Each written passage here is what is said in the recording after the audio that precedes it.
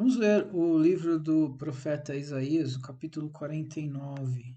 Isaías profetizou no século 8 a.C., morreu no século 7 a.C., então aproximadamente, aí, digamos, 800 anos antes de Cristo, antes da captividade, antes da escravidão na Babilônia, então, portanto, antes do profeta Jeremias.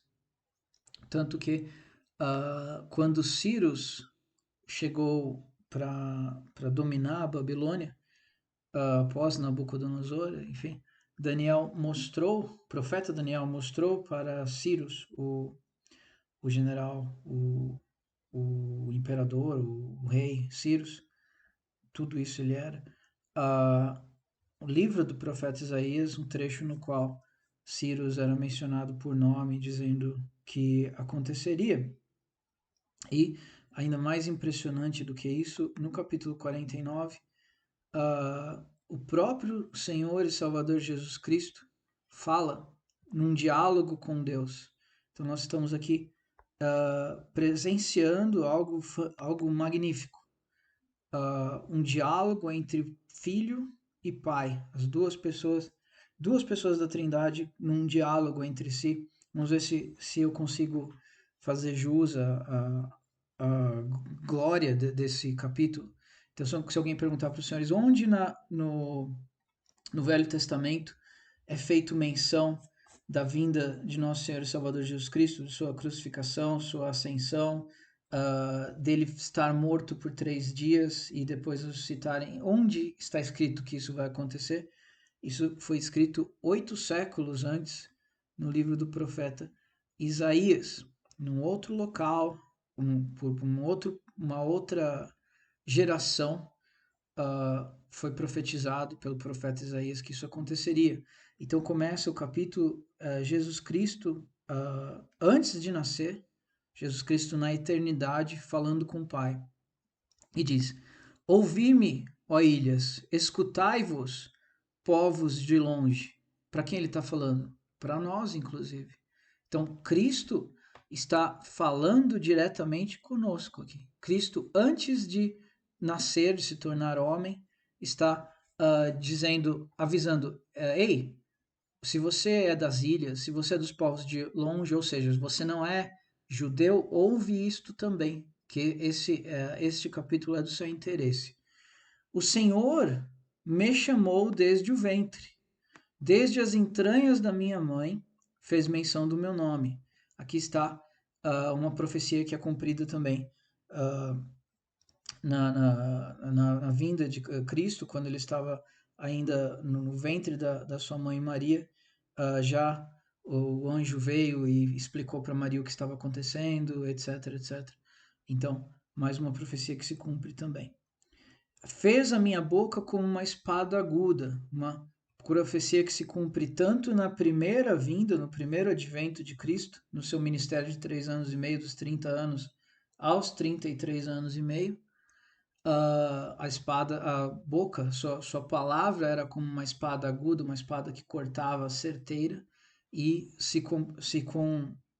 completa no fim do tempo, na ocasião do livro de Apocalipse, quando nos 7 anos que representam o fim do mundo como o conhecemos, o fim da história como o conhecemos também, aí sim a palavra de Cristo ser como uma espada aguda se cumpre por completo, e cumprimentos parciais nas nossas vidas ao longo de 2000 anos, nas nossas vidas individuais.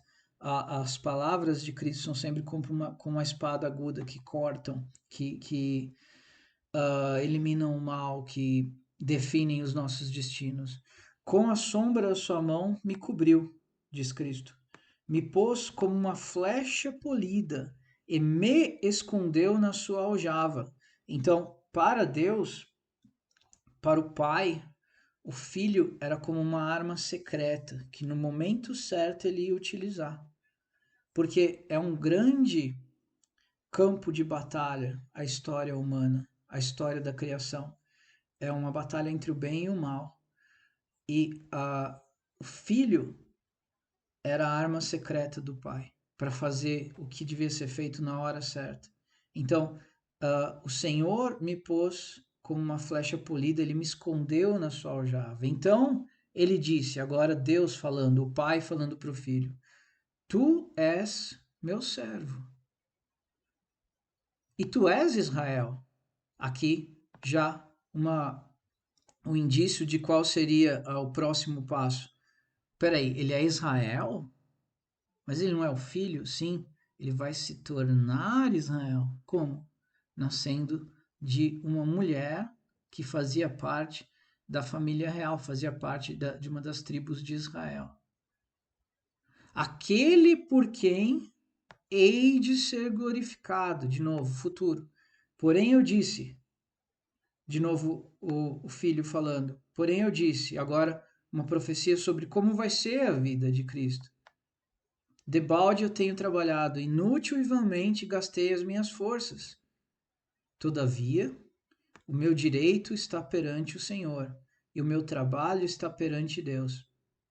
Então, aqui não só uma profecia, mas uma lição para nós. Somos cristãos, salvos pelo poder, pela misericórdia de nosso Senhor e Salvador Jesus Cristo. Muitas vezes, durante a nossa vida, nós diremos: tenho trabalhado inútil e vãmente, gastei minhas forças. Tudo que eu me esforcei cai por terra. Tô tentando fazer o certo, mas parece que tudo desaba. Por que está acontecendo isso comigo? Por que eu estou passando por isso? Mas ao mesmo tempo, meu direito está perante o Senhor, meu trabalho está perante Deus. Ou seja, somos cristãos? Somos cristãos. Se somos cristãos, não somos como a moinha que o vento espalha, não somos folhas ao vento. O Senhor conhece o caminho do justo, mas o caminho do ímpio perecerá. Ou seja, Deus se importa com aqueles que acreditaram em Cristo, aqueles que foram adotados como filhos de Deus porque acreditaram em Cristo e acreditam em Cristo. Então nós não somos folhas ao vento. Nosso trabalho e o nosso direito está perante o Senhor. Ou seja, qual é o nosso conforto? O que acontece na nossa vida passa pelo crivo, pelo filtro da vontade de Deus. Claro, nós cometemos erros, vamos para lugares que não é o que Deus queria, fazemos escolhas, empreendimentos que não é o que Deus queria, às vezes por falta de entendimento, às vezes por tentar realmente alguma coisa e não dá certo, às vezes dá certo, às vezes não dá. Porém, como filhos de Deus, os nossos caminhos estão sob o crivo da vontade de Deus. E esse é o nosso consolo. Então, o filho falando aqui, eu trabalhei, eu fiz isso, eu fiz aquilo, eu sei que Deus está vendo, eu sei que Deus vai fazer a vontade dele. Então, eis a resposta de Deus para Cristo. E agora diz o Senhor, que me formou desde o ventre para ser seu servo, para que torne trazer Jacó para si. Peraí, torne trazer Jacó para si? Mas Cristo não veio para substituir Israel pelos gentios? De jeito nenhum. De jeito nenhum. As profecias, as promessas feitas a Jacó, a Israel, a Abraão, elas têm a época certa para se cumprir. O que Cristo veio fazer quando morreu por nós na cruz, ressuscitou porque a morte não era capaz de prendê-lo, foi abrir a salvação, gerar a era da graça para todos aqueles que nele creem, para oferecer a sua justiça, se oferecer como advogado, se oferecer como pagador de dívidas daqueles que resolvessem falar: realmente eu preciso de um Salvador, eu sou mau, eu mereço o inferno e eu sei que Cristo é o remédio para isso.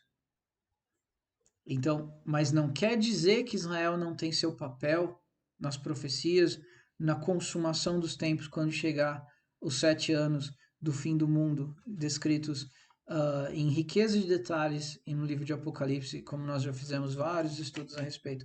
Porém, Israel não se deixará juntar. Contudo, aos olhos do Senhor serei glorificado. Então ele resumiu a vida inteira dele aqui, 33 anos e meio. Ele me formou no ventre para ser o seu servo. De filho eu com humildade me tornei um servo.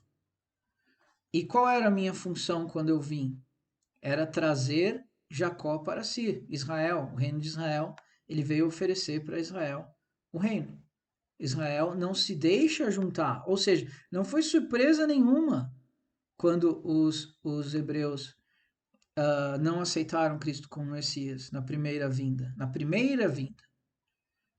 Lembre-se, se não acreditarem no primeiro sinal, acreditarem no segundo. Ou seja, na volta de Cristo, ele vai redimir Israel. E nós estamos com ele assentado em lugares celestiais já. Já somos salvos porque aceitamos Cristo. A nossa vida pertence a Cristo, viver é Cristo, morrer é lucro. E contudo, aos olhos do Senhor, serei glorificado. Crucificação, ressurreição, glorificação. E o meu Deus será a minha força. Isso resume o ministério de Cristo. As coisas que eu faço, faço porque o Pai está em mim, disse Cristo. Então, quando alguém fala, Cristo, os espíritas falam, Cristo veio falar que nós podemos ser Deus, não sei o quê. Não, não, não, não, não, não, não. Ele é o caminho, ele é a verdade, ele é a vida. Ele criou o universo, ele sustenta o universo. Ele não veio aqui dizer, vocês podem ser como Deus. Quem diz vocês podem ser como Deus, vocês certamente não morrerão, vocês terão várias chances, poderão reencarnar. Quem diz isso é a serpente, é o diabo, é Satanás. Cristo diz, eu sou o caminho, eu sou a verdade, eu sou a vida. Ninguém chega ao Pai senão por mim. Claríssimo. Não veio ensinar o caminho perfeito. Não, não, não, não, não. Ele veio nos salvar. Sem ele não há nada. Não há nada. Mas eu sou bom, eu vou para o céu porque eu sou bom. Você já está condenado, você pensa assim. Porque tem um remédio aqui. O remédio está aqui. Mas se você não sabe que precisa do remédio, você não vai tomar. E ele disse, agora Deus falando, aqui Cristo resumiu todo o ministério dele, 33 anos e meio. 49 de Isaías, versículo 5. 49 de Isaías, versículo 5. 33 anos e meio de vida resumidos. Essa é a minha vida, disse Cristo. Feito servo no ventre da minha mãe.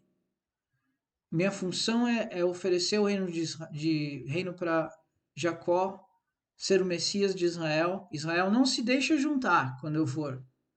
Mas aos olhos do Senhor eu serei glorificado, e Deus é a minha força. Resumido. Daí Deus, o Pai, diz, tu vai fazer isso? O filho disse para o pai, eis aqui o que eu farei. Eis aqui o que eu farei, eis aqui o meu ministério. Eis aqui o que eu aceito como minha missão. Essa é a minha missão. E o pai disse, Deus, o Senhor disse, peraí, tu vai fazer isso? E ele disse mais, pouco é que sejas meu servo, para ergueres a tribo de Jacó, e tornares a trazer o preservado de Israel. Peraí, nós temos uma dica aqui, um mistério que se abre diante de nossos olhos. Por quê? Porque eu também te dei para a luz dos gentios, e para seres a minha salvação, até a extremidade da terra. Quem é a salvação de Deus? Onde está? Está em boas obras? Está em evoluir em várias vidas e receber espíritos de luz com mediunidade? A minha salvação está no Filho, diz o Senhor. Nosso Senhor e Salvador Jesus Cristo é a única salvação, o único caminho, não há outro, a única porta. Então, o Senhor disse para Cristo, tu vai fazer isso? Se tu fizeres isso, é muito pouco que você ajunte de novo as tribos de Jacó. Isso é nada. Diante de tais atos, eu te farei uma luz para todas as pessoas, uma luz para os gentios, salvação até a extremidade da terra. Eu te dou na sua mão a salvação de todos os seres humanos, se tu realmente fizeres isso. 8 séculos antes, um diálogo entre o pai e o filho. Uau! Assim diz o Senhor, o Redentor de Israel, seu santo, a alma desprezada, ao que a nação abomina, ao servo dos que dominam. Os reis verão isto. Aqui Deus falando, isso vai acontecer. Os reis verão isto. Eles se levantarão, assim também os príncipes. E eles diante de ti adorarão, por amor ao Senhor que é fiel, e do Santo de Israel que te escolheu.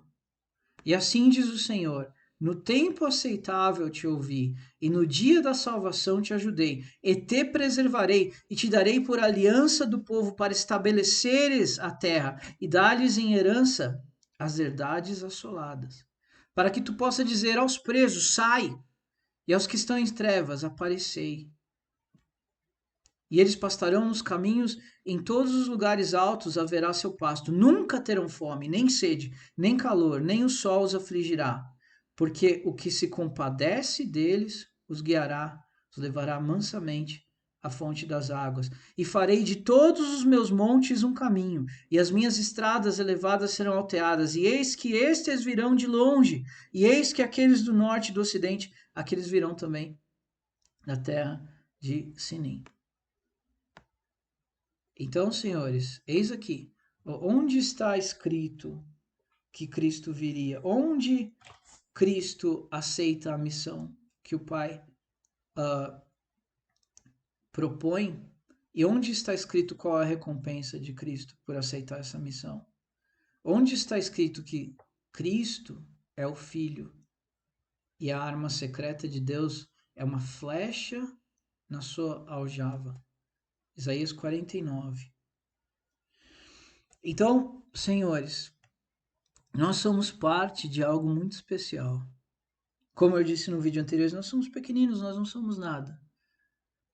E é por sermos pequeninos, não sermos nada, por sermos pequenos, desprezados, pecadores, errados, sem esperança de salvação, que essa profecia nos alcança. Porque nós temos uma luz, nós temos uma esperança, nós temos um Salvador, temos um advogado, temos um Rei, nosso Senhor e Salvador Jesus Cristo. Ele estava se preparando por 8 séculos para fazer o que ele fez na cruz. 3 dias. No seio de Abraão, nas profundezas da terra, a morte não conseguia segurá-lo. Ele levou para o céu não só aqueles que estavam no paraíso esperando a vinda do Messias, mas com a sua ressurreição, ele comprou para nós um direito que vai se estender para a eternidade. E como eu disse no estudo anterior, somos devedores de uma dívida eterna impagável para Cristo, com Cristo. Mas somos livres das consequências do que somos, de como fomos feitos, das nossas fraquezas. Não há nada mais terrível do que o orgulho, senhores. Não há nada mais perigoso do que o orgulho. Coloque na sua oração: Senhor, me livra do orgulho. Senhor, me protege do orgulho. Senhor, torna a minha alma humilde. Senhor, me faz lembrar o quanto eu sou pequenino, todos os dias. Senhor, me faz entender que sem a sua força eu não consigo nem respirar. Não há nada mais perigoso do que o orgulho. E não há nada mais maravilhoso do que isso que estamos lendo aqui. Essa missão, essa profecia.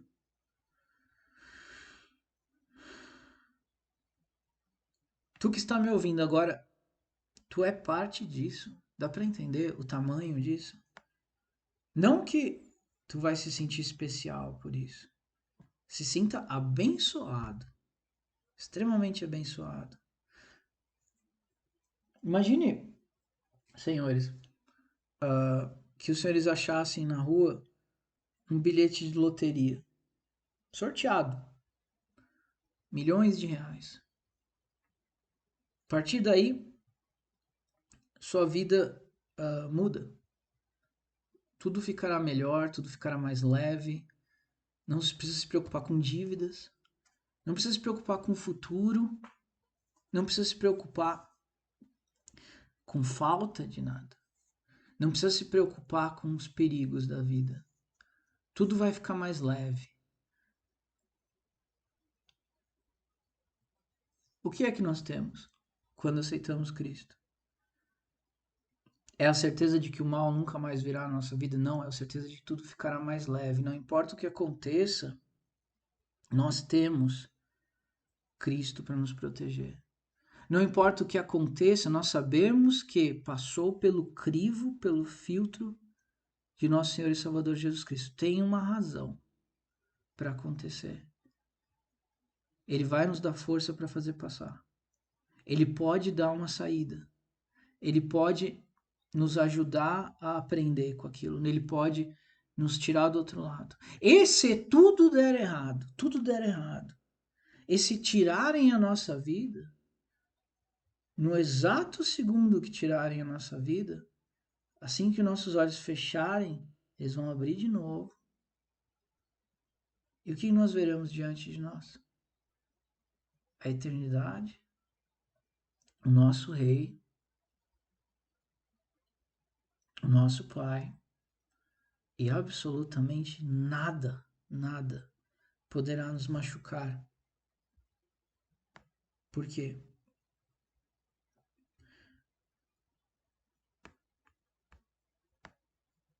Porque nós temos a salvação de Cristo e nós estaremos nos caminhos onde haverá o alimento, o pasto. Nós não teremos fome, nem sede, nem o calor, nem o sol nos afligirá, porque aquele que se compadeceu de nós sempre nos guiará, nos levará mansamente à fonte das águas. Nenhum perigo, nenhuma dor, nenhum arrependimento.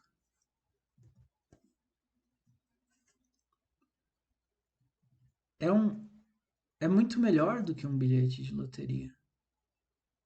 E mesmo que nós não tivéssemos a alegria de sentir a presença de Deus, de sentir a guia de Deus, que outra opção teríamos nós se não confiar em Cristo? Existe plano B, senhores? Ah, mas os de tal religião dizem isso, os ateus dizem aquilo. Ok. Se eles estiverem certos, vamos supor que os ateus estivessem certos e nós morrêssemos, o que aconteceria? Absolutamente nada. Se não existe Deus, se não existe nada além dessa vida, se é só isso, não faz diferença no que você crê. Não faz diferença nenhuma. Se os espíritas, por exemplo, hindus, enfim, que acreditam em reencarnação estivessem corretos, que nós não somos melhores do que um animal, que não existe um pai que nos ama mais do que tudo, que gostaria de passar a eternidade conosco, mas somos somente espíritos darwinianos em evolução que ressuscitam, reencarnam, estão sempre aprendendo alguma coisa, etc. Se for verdade isso, e nós não crermos que é verdade, e nós morremos, que diferença faz? Absolutamente nenhuma, porque tudo faz parte de aprendizado. Você vai ter outra chance, e outra, infinitas. Como disse o Paulo, apóstolo, infinitas genealogias. Como disse Satanás, certamente não morrereis, sereis como Deus. Infinitas possibilidades de acertar. Não podemos morrer de verdade, estamos sempre reencarnando. Então somos como Deus, talvez? Essa é a mentira de Satanás. Mas qual é a verdade? A verdade é, o sentido da vida é Jesus Cristo. Qual é o sentido da vida? Percebam a diferença, senhores. Lá fora, 7 bilhões de pessoas, não sei quantas são cristãos, digamos que 2 bilhões são cristãos, 5 não são. 5 bilhões de pessoas, digamos, todos os dias, ou às vezes se perguntando qual será o sentido da vida. E às vezes, numa mesa de bar, amigos reunidos, se embriagando, começam a filosofar. E eles se perguntam, qual será o sentido da vida? Ah, será que é isso? Será que é aquilo? E um diz, é reencarnar e aprender em cada vida. O outro, é aprender a fazer o bem. O outro, é aprender a aproveitar cada minuto como se fosse o último. E o outro ainda é aprender que o empregador, aquele que tem os meios de produção, oprime os trabalhadores. E cada um diz uma coisa. Mas eles não sabem, eles estão especulando. Vamos continuar pesquisando, vamos especular. Vamos especular, quem sabe um dia? Quem sabe um dia, saberemos? Quem sabe um dia? E continuam fazendo. Os senhores sabem que os espíritas fazem palestras continuamente. Assim, um faz palestra para o outro, um senta e ouve a palestra do outro. Hoje eu vou falar para vocês o que eu li num livro, não sei o quê. Daí o outro vai lá e fala. Eles não sabem de nada. Estão buscando, estão eternamente buscando. Eles estão tentando achar. Um espírito falou isso, foi psicografado, o outro falou aquilo, e o outro falou ainda aquilo. Em constante evolução, entre aspas, as doutrinas de demônios. A palavra de Deus é uma rocha imutável. A palavra da Bíblia Sagrada é uma rocha imutável, ela não está evoluindo. Ninguém precisa falar, ei, cristão, vamos procurar qual é o sentido da vida? O que os senhores responderam? Eu sei qual é o sentido da vida, eu não estou procurando nada. Eu não estou procurando nada, eu estou em plena paz. Eu encontrei aquilo que preenche por completo a minha alma. O sentido da vida é o meu Senhor e Salvador Jesus Cristo. E no exato segundo que eu encontrei Jesus Cristo e eu aceitei a salvação dele, a minha vida fez sentido e absolutamente nada pode tirar isso de mim. Nada pode tirar o sentido da minha vida. Nada pode tornar a minha vida ruim. O sentido da minha vida eu atingi, o objetivo da minha vida já está pleno, todo o resto que vier é bônus. E se absolutamente nada mais vier, eu vivi uma vida que valeu a pena ser vivida e a eternidade me espera. Eis que nós acreditamos nisso. E se fosse mentira? Que diferença faz? Se os outros tivessem razão e nós acreditamos em Cristo, o que perdemos? Absolutamente nada. Porém, esse Cristo vive, esse Cristo reina eternamente. E nós decidimos não acreditar, arriscar.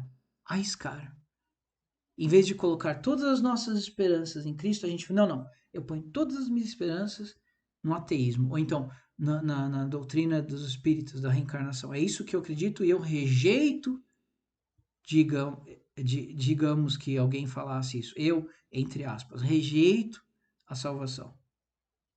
Digamos que alguém dissesse isso. Essa é a escolha dele. E daí ele tomba, a vida acaba. O que acontece com esse homem se Cristo vive? Se Cristo é o caminho, a verdade e a vida, ninguém chega ao Pai senão por ele. Ele vai para o inferno. Ele perdeu a eternidade, ele perdeu tudo. Melhor seria se ele não tivesse nascido. E ele vai passar o resto da eternidade pagando o preço dessa aposta. Então, senhores, esse é o melhor investimento de todos, não há absolutamente nenhum ônus, e o bônus e o dividendo é a eternidade. Prestem bem atenção nisso. Qual é o sentido da vida? O sentido da vida é aceitar nosso Senhor e Salvador Jesus Cristo. Todo o resto é bônus. Você vai casar, você vai ter filhos, seus filhos vão ser pessoas de bem, eles te darão netos. Você vai conhecer o mundo, você vai conhecer países distantes. Isso é bônus, isso é bobagem, isso é quinquilharia. O sentido da vida é aceitar o único caminho para Deus, nosso Senhor e Salvador Jesus Cristo. E aqui, hoje, nós tivemos o privilégio, o prazer de lermos juntos, estudarmos uma profecia maravilhosa, na qual o Pai dialoga com o filho e fala: Meu Deus, meu pai, eis o que farei. E o pai responde: Meu filho, se tu fizeres isso, pouco é que eu lhe dê de ajuntar as tribos de Jacó. Isso é quase nada, meu filho. Eis o que mais te darei. Então, não, eis em vez de ajuntar Jacó, te darei isso. Não, não, não. Além de Jacó ser juntado e as profecias referentes a Israel se cumprirem no fim do mundo, de bônus, eu te dou a humanidade inteirinha, se eles quiserem te aceitar. Tem espaço aqui, filho. A eternidade é um lugar bem grande. Não vai faltar espaço, ninguém vai ficar apertado aqui, não. Não seja econômico ao dar a sua salvação. Quem quiser vir, que venha e beba de graça, e coma de graça da água, do pão da vida. Não falta espaço, não é limitado, não são, são só 140, são só... Não, não, não, não, não, não, não. Se todos aceitarem Cristo, absolutamente todos se salvam. Se ninguém aceitar, ninguém se salva. Espaço não é problema. Que coisa maravilhosa, não? Incrível, incrível. Os senhores estão no Brasil, sobretudo Deus, sobre todos. Espero que tenham gostado. Até a próxima.